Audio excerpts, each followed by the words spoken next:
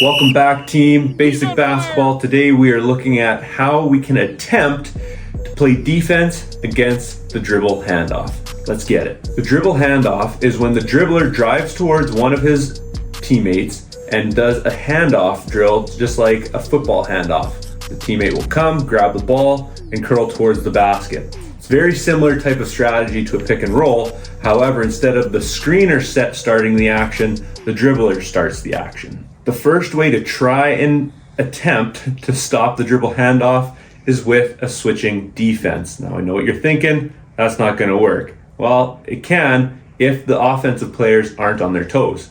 And so here we have the point guard. He initiates the dribble handoff, stops, does his turn, allowing his teammate to come off, and the defense here, which is Joel and Curry at this moment, would yell switch, and now Curry would be on Zion as he gets the ball, and Iverson would then be with Joel. Downside to that, all Iverson has to do is roll towards the basket, and these two guys are in a 2-on-1 situation where they can still get a layup. The second way to play defense against the dribble handoff is to allow your teammate on defense to slide through. Now the danger with this is if these two players are great shooters, they can hit down a three-pointer because now you're kind of sagging off of them. He's on fire! But how this would look is you would see the dribble handoff being initiated by the driver.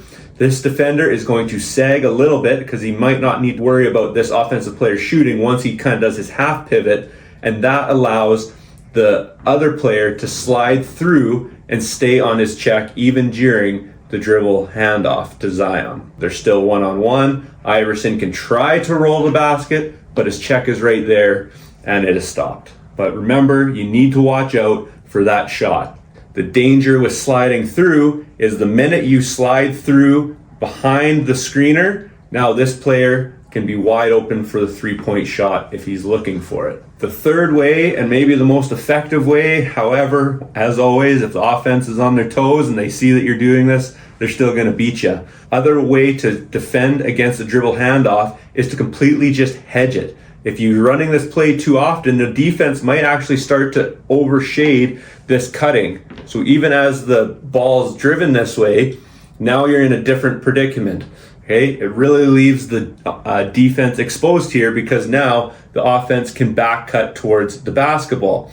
However, maybe as you're looking to hedge the cutter to the middle of the key using the dribble handoff, you can still yell switch, right? But if you yell switch, now this guy, before he even hands the ball off, he can turn and he can look to square up for a shot because this defender is still behind him and he can't do anything.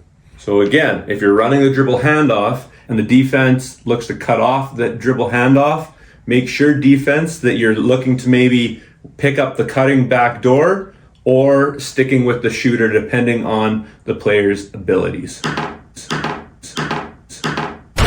The bigger the shove, the bigger the love. All the best trying to stop the dribble handoff. It's a big play in the game today, and there's no reason why you wouldn't want to run it as it could be so effective. If you have a better way on how to play defense against the dribble handoff, make sure you put a comment down below because I'd love to learn that way.